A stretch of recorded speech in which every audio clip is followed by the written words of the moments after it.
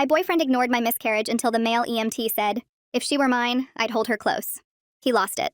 I was 11 weeks pregnant when sharp, stabbing pains had me crying and bleeding in our bathroom while my boyfriend William was in bed playing on his Switch with headphones on. I had to crawl to the bedroom and physically shake him before he noticed. "Something's wrong with the baby," I sobbed, blood already soaking through my pajama pants. He pulled one earbud out. "What do you mean?" "I'm bleeding. Bad. I think I'm losing the baby." He sat up slowly, annoyed, like I'd interrupted something important. "Are you sure? Maybe it's just spotting. Google says that's normal." I was curled on the bathroom floor passing clots when he finally called 911. Not because he was worried, but because I was being dramatic, and he wanted professionals to tell me I was overreacting. He actually said that to the dispatcher. When the EMTs arrived, William was back in bed. They found me alone on the bathroom floor, covered in blood, shaking. The younger EMT, Diego, immediately knelt beside me while his partner got the stretcher. "Hey, I'm Diego. We're going to take care of you, okay?" His voice was so gentle. "Can you tell me how far along you are?" 11 weeks, I managed through tears. Was our first." Diego squeezed my hand while his partner took vitals. "I'm so sorry you're going through this. Is your partner here?" William appeared in the doorway, fully dressed, keys in hand. "I'm going to follow in my car. Hospital parking is expensive, and I might need to leave early for work." Diego looked at him like he'd grown a second head. "Your girlfriend is having a miscarriage." "Yeah, well, these things happen. First trimester and all that." William shrugged. "Probably wasn't meant to be." I started sobbing harder. Diego immediately shifted to block William from my view, creating a protective barrier with his body. "Let's focus on getting you comfortable," he said to me, then looked at his partner. "Can you grab extra blankets from the truck?" "She's in shock." As they lifted me onto the stretcher, Diego never let go of my hand. "I know this is devastating. You're being so strong." William followed us out, complaining about having to miss his buddy's poker night tomorrow because now we have to deal with this. He actually asked the EMTs how long miscarriages usually take because he had a conference call at 9 a.m. In the ambulance, Diego sat beside me while his partner drove. William had already left in his car. Diego held my hand the entire ride, talking softly about anything except what was happening. His dog, the weather, a funny call from last week. When I started crying again, he didn't tell me to stop or that everything would be okay. He just said, "This is a loss. You're allowed to grieve." At the hospital, William was in the waiting room on his laptop. Diego wheeled me in and stayed while they transferred me to a hospital bed. When the nurse asked if my partner wanted to come back, William said he was good where he was because the Wi-Fi was better in the waiting room. Diego was finishing his paperwork nearby. He looked at William, then at me, then back at William. "You know," he said, loud enough for the entire ER to hear, "I've responded to hundreds of miscarriages. The partners usually can't let go of their girlfriend's hand. They cry together. They grieve together." William finally looked up from his screen. Diego continued, adjusting his equipment bag. "If she were mine, I'd hold her close. I'd tell her it's not her fault. I'd make sure she knew she wasn't alone in the worst moment of her life." He paused. "But maybe I'm just old-fashioned about what love looks like." William slammed his laptop shut and stormed over. "Who the flock do you think you are?" "I'm the person who held your girlfriend's hand while she lost your baby," Diego said calmly. "You were checking work emails." "She's being dramatic. It's just a miscarriage." "Just a miscarriage?" I said from the bed. "It's our baby, William." He rolled his eyes. "It's not even a baby yet. It's like what, the size of a lime?" "Raspberry," Diego corrected quietly. 11 weeks is about the size of a raspberry." William turned on him. "How would you know that?" "Because I've had 3 miscarriages with my wife. I know every fruit size from blueberry to watermelon because we lost them at 8 weeks, 11 weeks, and 20 weeks. And every single time, I held her while she cried. I took time off work. I grieved with her." The entire ER had gone quiet. William's face was red, fists clenched. "Get away from my girlfriend." "Gladly." Diego looked at me. "You deserve better than someone who treats your loss like an inconvenience." That's when William fully snapped. He lunged at Diego, not caring how physically vulnerable I was, or how one wrong move would for sure kill our baby, and possibly even me. Security guards appeared from nowhere and grabbed William's arms mid-lunge, yanking him backwards so hard he stumbled. I screamed from the hospital bed, my voice coming out raw and broken as 2 more staff members rushed between William and Diego. The ER exploded into movement with nurses surrounding my bed and someone calling for the charge nurse while my whole body shook so hard the bed rails rattled. One nurse pressed her hand to my wrist, checking my pulse, while another adjusted the blood pressure cuff that suddenly felt too tight. My heart pounded in my ears and I couldn't stop shaking. Couldn't process that William had just tried to hurt someone right in front of me while I was bleeding and losing our baby. The head security guard positioned himself between William and the rest of us, his hand up in a stop gesture, while his partner kept a firm grip on William's shoulder. Diego stepped back with both hands raised in a calm, non-threatening position, his face neutral even though William was still yelling at him. The security guard asked Diego if he was hurt, and Diego shook his head no, his eyes briefly meeting mine with concern before looking away. William twisted against the guard's grip, his face red and splotchy as he shouted that Diego had disrespected him and everyone was taking my side. The partner pulled out a radio and reported the incident while the head guard took William's wallet from his pocket and wrote down his ID information. They told William he needed to wait in a separate area outside the ER, that he couldn't be near medical staff or patients right now. William's shouting got louder as they walked him toward the exit, his voice carrying back to where I lay frozen. He yelled that I was turning everyone against him, that this was all my fault for overreacting. His face was bright red with rage and something else, maybe embarrassment, as the automatic doors closed behind him. I felt my whole body go cold despite the heated blankets piled on top of me. I had just watched my boyfriend try to attack the person who held my hand while I lost our baby. The person who showed me more kindness in 2 hours than William had in 2 years. My teeth started chattering and I couldn't make them stop. The ER nurse came back to my bedside and placed her hand gently on my arm. She asked if I was okay while wrapping a fresh blood pressure cuff around my other arm. Her touch was so gentle it made me want to cry harder. She started an IV in my left hand, the needle pinch barely registering through everything else. She hung a bag of fluids and gave me something through the IV line for the pain, explaining they needed to do an ultrasound to see what was happening with the pregnancy. The medication made my head feel fuzzy but didn't touch the ache in my chest. She asked quietly who I wanted in the room with me during the exam. The question hung in the air between us. I realized with sudden sharp clarity that I didn't want William anywhere near me. Not now, maybe not ever. I told her I'd rather be alone and she nodded like this made perfect sense given what she'd just witnessed. She squeezed my hand and said she'd be right here the whole time. The ER doctor came in a few minutes later with a kind expression but serious eyes. She sat on the rolling stool beside my bed and explained that based on my symptoms and the amount of bleeding, I was likely having a miscarriage. Her voice was gentle, but she didn't sugarcoat anything. She outlined the next steps in simple terms I could understand through the fog. Ultrasound to confirm what was happening. Discussion of my options afterward. Blood work to check my hormone levels and something about my RH status that I didn't fully process. I tried to focus on her words but kept getting stuck on the phrase likely having a miscarriage. Like my brain couldn't move past it. My baby was probably already gone. My phone started buzzing on the tray table beside the bed. I picked it up and saw text after text from William. He said I was overreacting, that I'd embarrassed him in front of everyone, that the EMT had been out of line and I should have defended him, that people were staring at him in the waiting room. I stared at the messages that somehow made my physical pain and grief about his reputation. He didn't ask if I was okay or if the baby was okay, just complained about how this situation was affecting him. I set the phone face down without responding. The ultrasound tech arrived with her portable machine, a woman with gray hair and kind eyes. She was gentle and quiet as she squeezed gel onto my stomach and moved the wand across my belly. I watched her face while she looked at the screen. I saw it before she said anything. The way her expression shifted. Professional but sad. The doctor leaned in to look at the monitor and I heard her quiet sigh. The tech said softly that she was sorry, but there was no heartbeat. The doctor confirmed the pregnancy was not viable. I felt like I was falling through the bed into nothing. The room tilted and sounds got muffled like I was underwater. Someone was crying and it took me a second to realize it was me. The tech cleaned the gel off my stomach with warm towels while I stared at the ceiling tiles and tried to breathe. A different doctor arrived maybe 20 minutes later, introducing herself as Dr. Steele from OB/GYN. She pulled up a chair and sat at eye level with me instead of standing over the bed. She explained my 3 options in clear, straightforward language. I could wait for the miscarriage to happen naturally, which might take days or weeks. I could take medication to speed up the process, which would cause cramping and heavy bleeding at home. Or I could schedule a D&C procedure where they would remove the tissue surgically while I was under anesthesia. She explained each choice thoroughly, the risks and benefits of each approach. She mentioned they needed to check my blood type because of something called RH factor that could affect future pregnancies. She described what aftercare would look like for each option. I tried to focus through the fog of grief that made everything feel distant and unreal. Dr. Steele didn't rush me or make me feel like I needed to decide right away. I thought about going home and waiting, not knowing when it would happen, dealing with the physical pain on top of everything else. I thought about taking medication and going through it at the apartment I shared with William. I couldn't handle either of those options. I told Dr. Steele I wanted the D&C, that I wanted it scheduled as soon as possible. Tomorrow morning if they could do it. She squeezed my hand and said that was a completely valid choice. She said they would make sure I was comfortable and supported through the procedure. She would do the surgery herself and she'd take good care of me. A nurse came back to check my blood pressure and asked if I needed anything for pain. I told her the cramping was getting worse, and she added something to my IV that made everything feel softer around the edges. Diego was still at the nurse's station filling out forms on a clipboard, and when I looked over, our eyes met for just a second. He gave me this small nod that somehow said he understood everything without needing words. Then he picked up his equipment bag and headed toward the exit with his partner.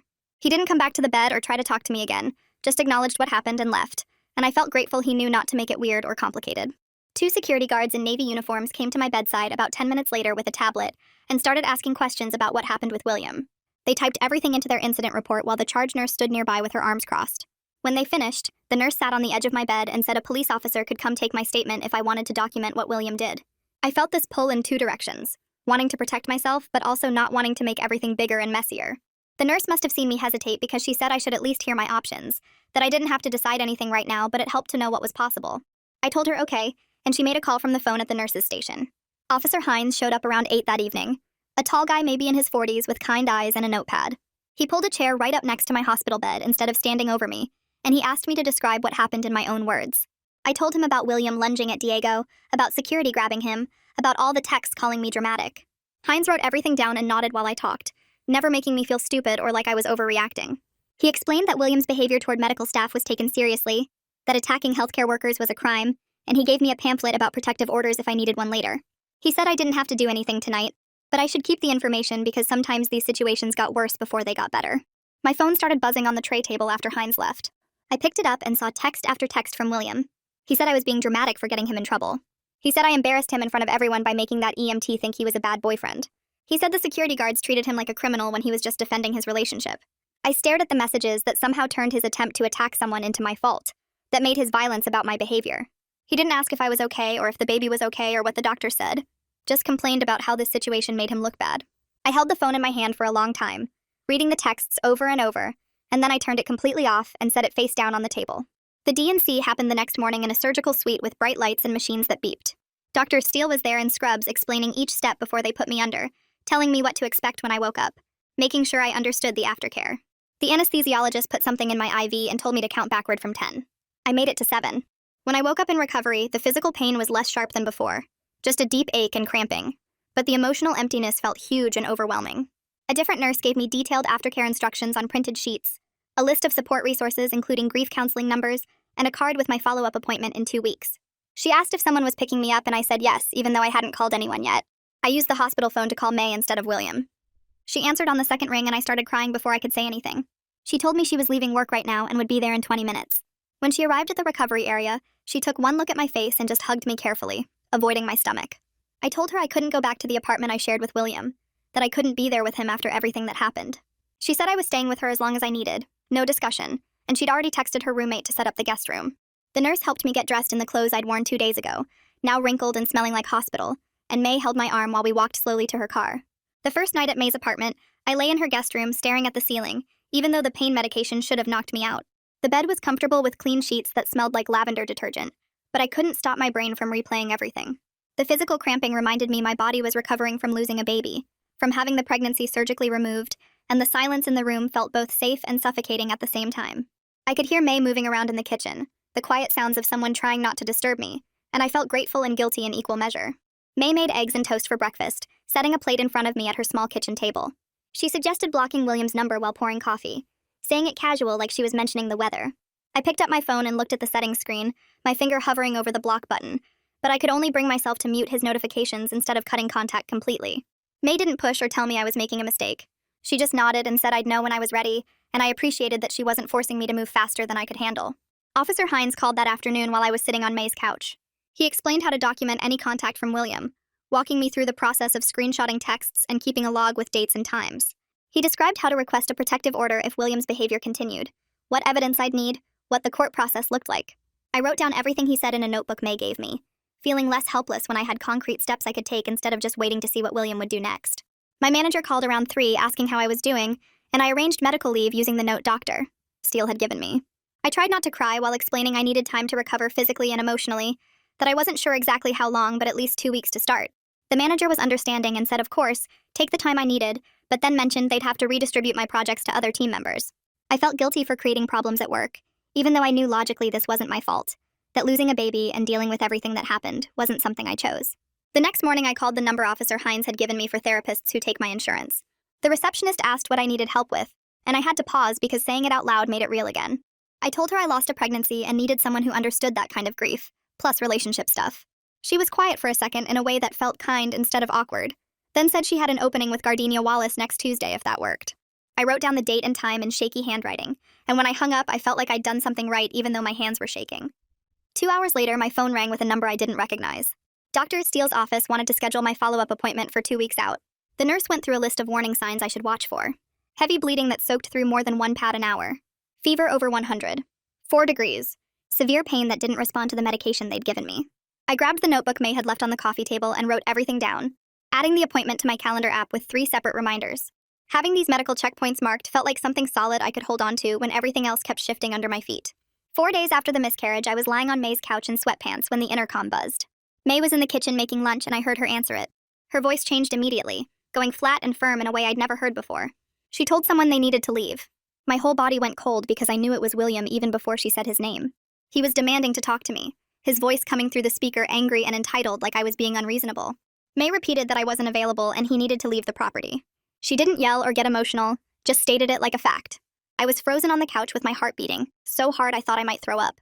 William kept arguing through the intercom, saying this was ridiculous and I was being dramatic. May pressed the button one more time and said if he didn't leave, she was calling the police. Then she let go without waiting for his response. She came back into the living room and found me curled up with my knees to my chest. She sat down and pulled out her phone, opening her notes app. She typed in the date, time, and what happened, exactly like Officer Hines had told us to do. Then she asked if I was okay, and I nodded even though I wasn't, because what else could I say? That night I couldn't sleep again. I kept thinking about William standing outside the building, about how he'd shown up like he had a right to me. I got up around 2 a.m. and found the folder the hospital advocate had given me. Inside was information about therapy and support groups, plus the intake paperwork Gardenia's office had emailed me. One section asked about coping strategies and mentioned journaling as a way to process things. I found a blank notebook in May's guest room desk and opened it to the first page. I wrote the date at the top. Then I started writing about what happened, starting with the bathroom floor and the blood and William not noticing. The words came out messy and I had to stop 3 times to cry, but I kept going. I wrote about Diego holding my hand in the ambulance, about William trying to attack him in the ER, about losing the baby and feeling like my body had failed at the one thing it was supposed to do. When I finally stopped, my hand was cramping and I'd filled 6 pages. I felt raw and exhausted, but also like I'd let something out that had been trapped inside my chest. Tuesday came and I took the bus to Gardenia's office in a building downtown. The waiting room had soft gray walls and plants in the corners. A woman about my age came out and introduced herself as Gardenia, shaking my hand gently. Her office had a couch and a chair, warm lighting that wasn't too bright, and a box of tissues on the side table. She told me to sit wherever I felt comfortable, and I chose the couch. Then I just started crying. I couldn't help it. She didn't try to stop me or make it better, just sat quietly and pushed the tissue box closer. After maybe 10 minutes, I managed to say I didn't know where to start. She asked what brought me here, and I told her about the miscarriage, about William's reaction, about feeling like I was drowning. She listened without interrupting, nodding sometimes, but mostly just letting me talk. When I finally ran out of words, she said something that made me feel less crazy. She said losing a pregnancy isn't just losing what is, it's losing what you thought would be. All the future you'd already imagined. She said grief for that is real and valid. Then she handed me a worksheet about boundaries and said we'd work on this together. Looking at the questions on the page felt both obvious and like someone had just handed me a map I didn't know existed. 2 weeks after the DNC, I went back to Dr. Steele's office for the follow-up. The nurse took my blood pressure and temperature, asked about my bleeding and pain levels. Dr. Steele came in and did a quick exam, checking that everything was healing right. She said my physical recovery was going well, that my body was doing what it needed to do. Then she asked how I was doing emotionally and if I had support. I told her about staying with May and starting therapy. She asked if I was feeling guilty about the miscarriage, and I nodded because that feeling sat in my stomach all the time. Dr. Steele looked right at me and said firmly that nothing I did caused this. Not stress, not exercise, not anything. She said first trimester miscarriages usually happen because of chromosomal issues, problems that started at conception. We talked about fertility and whether I'd want to try again someday. She didn't push or make promises, just explained what the medical reality looked like. When I asked if my body would be able to carry a pregnancy in the future, she said probably yes, but there were no guarantees. I appreciated that she didn't try to make me feel better with fake reassurance. The next evening, May came into the living room where I was folding laundry and held out her phone. She'd screenshot a group chat with some of our mutual friends. William had written a long message about how the pregnancy wasn't a big deal since it was so early. He said I was being dramatic about what happened at the hospital. He claimed Diego had provoked him, and he'd just been defending himself. Reading his words made something shift in my chest, something that had been soft going hard. He was rewriting what happened, making himself the victim, erasing our baby like it had never mattered. I scrolled through the rest of the messages. A few people had pushed back gently, but most had just moved on to other topics. I handed the phone back to May and she asked if I was okay. I said I was done making excuses for him. I meant it. The next morning I called the police non-emergency line. I explained I needed to get my things from the apartment I'd shared with my ex, but I had a safety concern. The operator took my information and said someone would call me back. 3 hours later, my phone rang and it was Officer Hines. He remembered me from the ER and asked how I was doing. I told him I needed to get my documents and clothes from the apartment, but I was scared to face William alone. He said they could arrange a standby, where officers would be present while I collected my belongings. We set it up for the following Tuesday afternoon. He asked if I had somewhere to store everything, and I said yes. May had space. Hanging up, I felt my hands shaking, but also felt like I was taking control of something instead of just letting things happen to me. That afternoon, my manager called. She said she'd approved extending my medical leave another 2 weeks. I felt relief flood through me because I wasn't ready to go back yet. Then she mentioned they were concerned about some project deadlines, that my absence was creating problems for the team. I apologized and she said it was fine, these things happen, but I could hear the stress in her voice. After we hung up, I sat there feeling guilty for needing time to recover, Guilty for making work harder for other people. Guilty for everything. I knew logically that losing a baby and dealing with William wasn't something I chose. But knowing something logically and feeling it are different things. A few days later, I was making coffee in May's kitchen when she brought in the mail. She handed me an envelope forwarded from the hospital with my name on it. Inside was a card with a simple design, signed by the EMT department. It said they were thinking of me during this difficult time. I stared at it for a long moment. These people had seen me at my absolute worst, covered in blood and losing my baby. They didn't have to send anything. They'd already done their job. But they'd taken time to acknowledge what happened, to say they cared. I started crying, but it felt different from the other crying I'd been doing. This wasn't grief or anger. It was something else. Something about strangers being kinder than the person who was supposed to love me. That night, I sat at May's kitchen table with a blank page from a notebook and a pen that kept shaking in my hand. I started writing to the baby I'd lost, telling them about the nursery I'd imagined with soft yellow walls and the mobile with little stars I'd seen online. I wrote about how I'd planned to read to them every night and take them to the park on Sundays and teach them to bake cookies when they got older. I wrote that I was sorry I couldn't protect them, that my body had failed them, that they deserved better than what happened. The words poured out for 3 pages until my hand cramped and tears blurred the ink. I folded the letter carefully and tucked it into my journal where no one would see it. Getting those thoughts out of my head and onto paper felt like setting down something heavy I'd been carrying since the hospital. The next morning, the hospital advocate called to schedule a meeting about safety planning. Her office was in the same building as the ER, but in a quieter wing with plants and soft chairs. She introduced herself and pulled out a folder with information about protective orders. She explained the process step by step, how to file the paperwork, what evidence would help, what the hearing would look like. She asked me to think through different scenarios where William might try to contact me and helped me plan responses for each one. She talked about changing my routines, varying my routes to work, being aware of my surroundings. Her tone was practical without being scary, treating this like a problem we could solve together with the right tools. She gave me a folder thick with resources and phone numbers and walked me through each document. When I left her office, I felt less helpless because I had concrete steps I could take. That night, I woke up gasping in May's guest room at 3 a.m. In the nightmare, William had reached Diego, and it was my fault because I'd caused the confrontation by being dramatic. I sat up shaking and disoriented, not sure where I was for a few seconds. May knocked softly and asked if I was okay. I told her about the nightmare, and she made me tea and sat with me until my breathing slowed. In my next therapy session with Gardenia, I mentioned the nightmares. She taught me grounding techniques, having me name 5 things I could see, 4 I could touch, 3 I could hear. She explained that trauma doesn't follow a logical timeline, that my brain was processing what happened in the only way it knew how. She gave me tips for sleep hygiene and suggested keeping a small light on at night. The validation that my nightmares were normal helped somehow. Over the next few days, my phone kept buzzing with messages from mutual friends. William had posted vague things on social media about betrayal and false accusations. People were asking me what happened, if I was okay, if the stuff William was saying was true. I responded to 2 people with brief messages saying I wasn't discussing this and asking them to respect my privacy. Then I deactivated all my accounts because the attention felt like too much when I was trying to focus on healing. Logging out felt like closing a door on noise I didn't need. The court date for the protective order hearing arrived faster than I expected.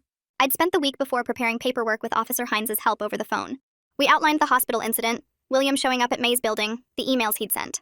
Hines walked me through what to expect in the courtroom, who would be there, what questions the judge might ask. He reminded me I had documentation and witnesses. I was still nervous about facing William in court, but having Hines explain the process made it feel less scary. May took the morning off work to come with me. We sat in the courthouse hallway on a hard bench waiting for my case to be called. She told me a story about her cat knocking over a plant at 2 a.m. and the mess she'd woken up to. I laughed for the first time in days. Her presence steadied me when I started feeling shaky. I realized how important it was to have someone who just showed up without needing thanks or explanation. When we stood up to go inside, William was suddenly there in the hallway. He walked toward me with sad eyes and his hands out like he wanted to hug me. He started to say he was sorry and could we please talk. I remembered what the hospital advocate had told me about maintaining boundaries. I told him I couldn't talk to him and walked past him toward the courtroom. He called after me that I was being unreasonable. I had to fight the familiar urge to turn around and comfort him and explain myself. Inside the courtroom, the judge reviewed the hospital security report and the medical notes from Dr. Steele and my written statement.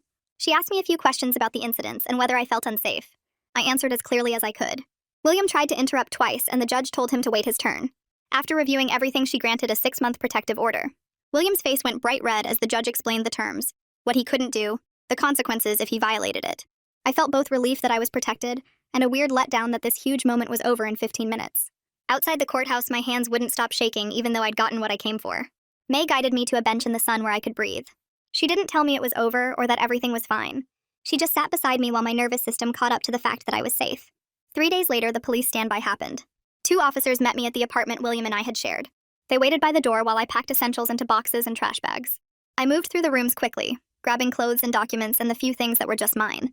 In the bathroom, I opened the drawer to get my toothbrush and found a receipt for the prenatal vitamins I'd bought 2 months ago. I sat down on the bathroom floor and cried for 5 minutes while the officers waited patiently. Then I wiped my face, finished packing, and walked out the door without looking back at the apartment where I'd thought I was building a life. Breaking the lease took 3 visits to the landlord's office and a check for $800 that made my stomach hurt to write. I sat across from the property manager while she printed out the release forms and explained the early termination fee in detail, like I hadn't already read the lease a dozen times. My hand shook when I signed my name on the line, removing me from the paperwork. The manager stamped the documents and handed me a copy, and I walked out knowing I'd just paid nearly a month's rent to never see William again. Back at May's apartment, I spread out my bank statements on her kitchen table and stared at the numbers until they blurred. May came home from work and found me there, pulled up a chair and opened a budgeting app on her phone. She walked me through setting up categories for rent, food, medical bills, and eventually my own place. I watched the numbers organize into something manageable and felt proud of myself for choosing safety, even though it cost me money I didn't really have. Therapy with Gardenia the following week focused on patterns I'd been avoiding seeing. She asked me to describe a typical argument with William, and I started explaining how I'd always tried to stay calm so he wouldn't get more upset. Gardenia stopped me there and asked how often I'd minimized my own feelings to manage his emotions. I opened my mouth to defend myself and realized I'd been doing exactly that for years. She didn't make me feel stupid for staying or blame me for not seeing it sooner. She just helped me understand the pattern so I could recognize it and make different choices going forward. I left that session feeling like someone had turned on a light in a room I'd been stumbling through in the dark. The OB clinic lobby was busy when I arrived for my regular follow-up 2 weeks later. I checked in at the desk and found a seat near the window, flipping through a magazine without really reading it.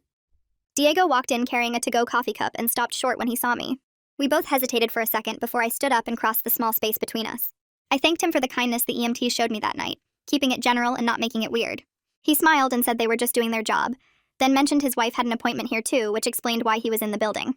The way he said it felt natural rather than pointed, and I appreciated that he wasn't trying to be my hero or my friend. We talked for maybe 2 minutes before his wife came out of the restroom and he excused himself. I sat back down feeling okay about the encounter, like we'd acknowledged what happened without making it into something bigger than it needed to be. May helped me load the baby items into her car the next Saturday morning. I'd only bought a few things before the miscarriage, a pack of onesies and a stuffed elephant and some books I'd been excited about reading someday. We drove them to a pregnancy support organization downtown and carried the bag inside together. The volunteer at the desk thanked us and asked if we wanted a receipt for taxes, and I said no, because I didn't want documentation of this loss sitting in a file somewhere. Back at May's apartment, we lit a candle on her coffee table and sat on the couch watching it flicker. It was a small ritual that acknowledged what I'd lost without trying to make it mean something bigger than it was. May didn't say anything profound or try to find a silver lining. She just sat with me while the candle burned down, and I felt grateful she understood I needed to mark this without drama. My first day back at work was a Monday morning 3 weeks after the miscarriage. My manager had created a ramp-up plan starting with easier projects to rebuild my confidence. I sat at my desk opening emails and reviewing spreadsheets while my coworkers welcomed me back with careful smiles. The project I started was straightforward data entry that didn't require much creative thinking. Around 2 in the afternoon, I felt tears building and had to lock myself in the bathroom for 5 minutes. I splashed cold water on my face and went back to my desk.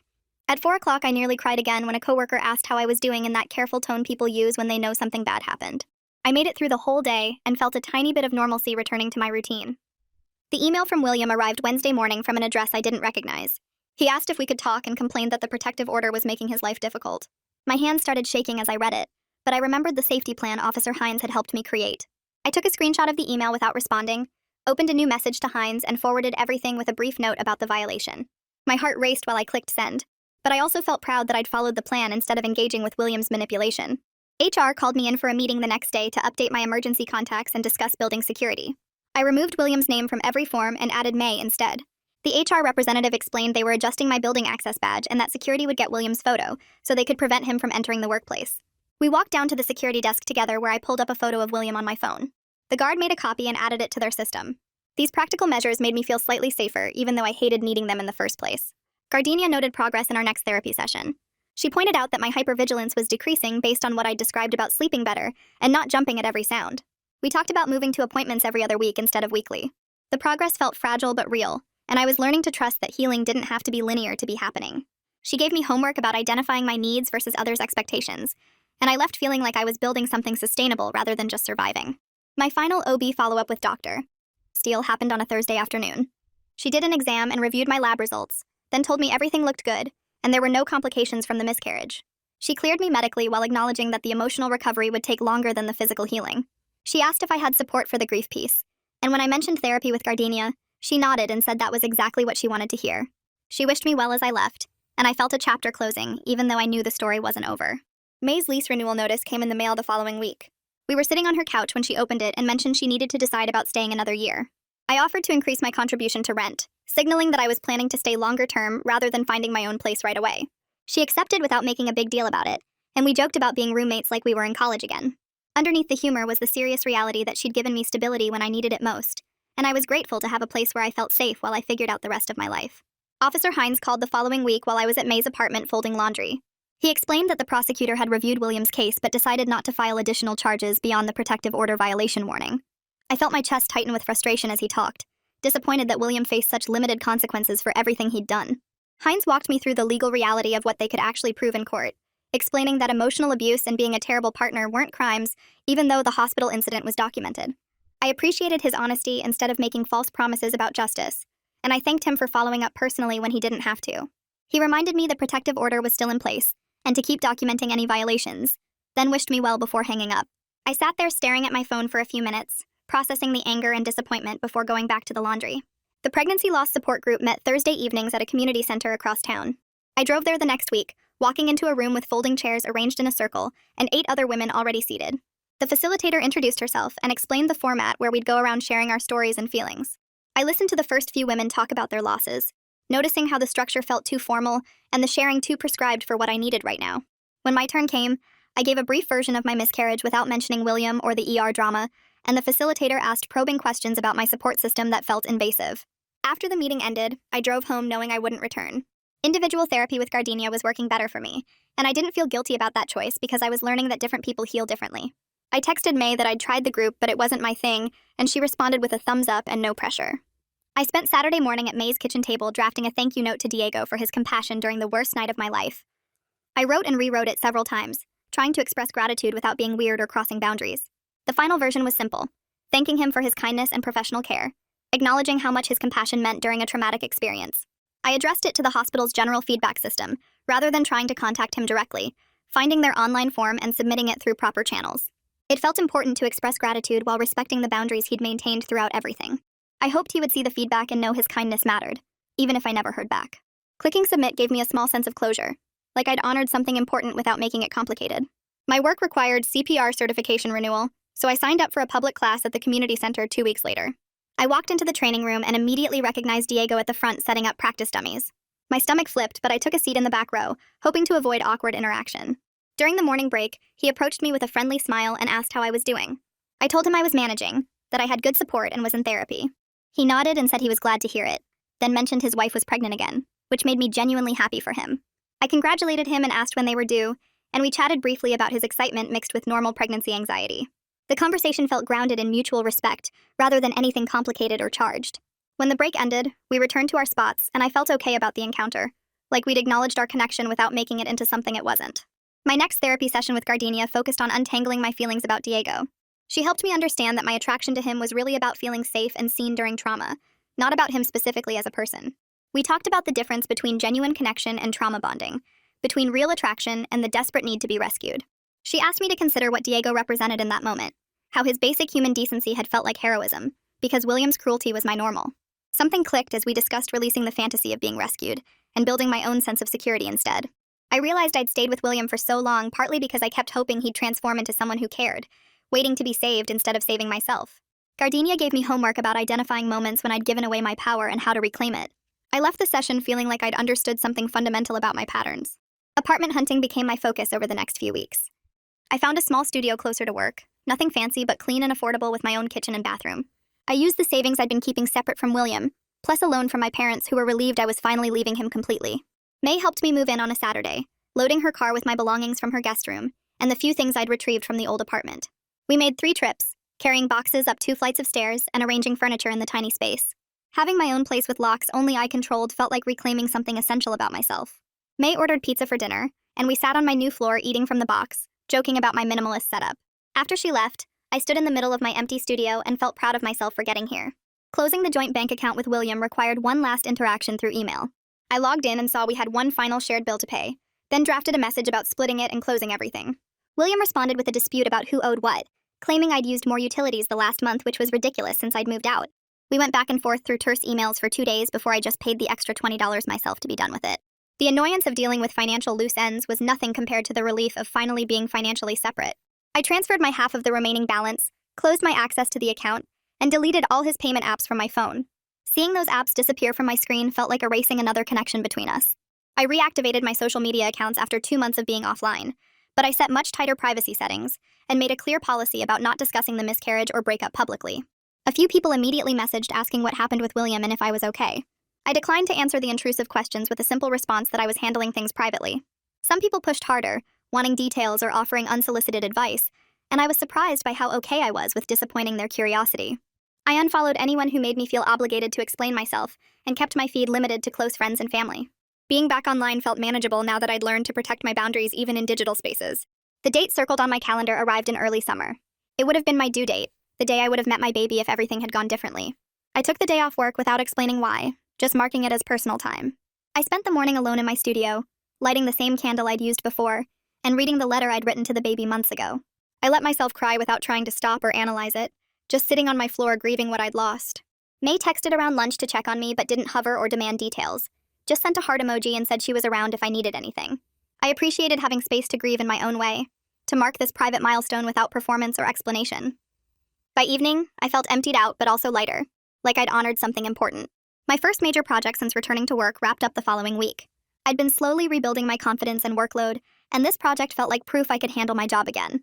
My manager called me in for our quarterly review meeting, and she praised the quality of my work and attention to detail. She mentioned increased responsibilities in the next quarter, potentially leading a small team on a new initiative. I felt a surge of confidence that I could handle more, that everything that had happened hadn't broken my ability to be good at my job. Walking back to my desk after the meeting, I realized I was starting to see a future again, instead of just surviving each day.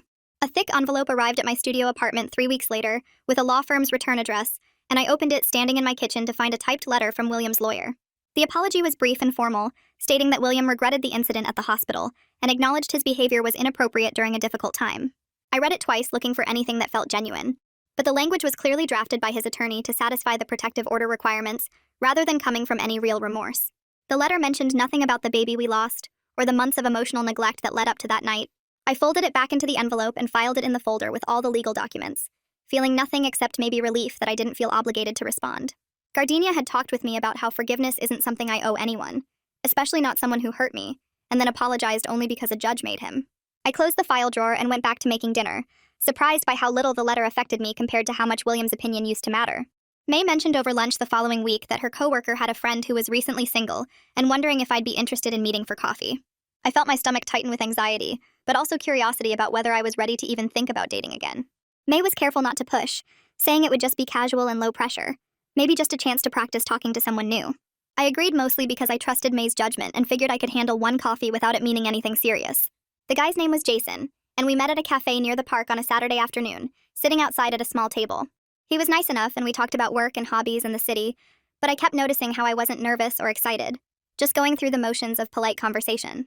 There was no spark or connection beyond basic friendliness, and I could tell he felt the same way. We finished our coffee after about an hour and said it was nice meeting each other, both of us clearly relieved there was no pressure to pretend otherwise. Walking back to my car, I felt okay about the whole thing instead of disappointed or worried that something was wrong with me. I was learning to trust my instincts about people and not force connections just to prove I was moving on from William. Some coffee dates are just coffee dates, and that's perfectly fine. That evening, I took out my journal from the drawer beside my bed and flipped to the letter I'd written to the baby months ago. I lit the candle I kept on my nightstand, the same one I'd used before, and sat cross-legged on my floor reading the words I'd poured out about hopes and dreams and sorrow. The grief washed over me again, but it felt different now, less sharp and overwhelming, more like something I could hold without it destroying me. I let myself cry without trying to stop or analyze why or tell myself I should be over it by now. The tears came and I sat with them, remembering the tiny life that had existed inside me for 11 weeks, and all the future moments we'd never have together. The candle flickered in the quiet of my apartment, and I felt the weight of the loss, but also the strength of having survived it.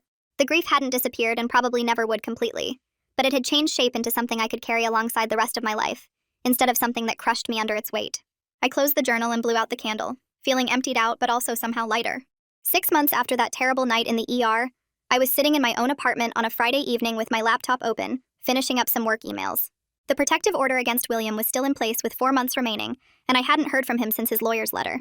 My bank account showed steady paychecks and growing savings, proof that I could manage my finances independently without anyone else controlling them. May had texted earlier asking if I wanted to grab dinner tomorrow, and I had regular therapy appointments with Gardenia every other week that helped me process everything. My manager had given me more responsibility at work, and I was handling it well, my confidence slowly rebuilding after months of feeling like I couldn't trust my own judgment. The studio apartment was small, but it was mine, with locks only I controlled and furniture I'd chosen, and a safety I'd built intentionally, rather than by accident. I wasn't all the way healed and probably never would be completely, carrying the grief of losing my baby and the scars from William's treatment. But I was safe now, supported by people who actually cared about my well-being, and learning that being okay was enough to build a future on. The life I was creating wasn't perfect or dramatic or tied up with a neat bow, just stable and mine and moving forward one day at a time.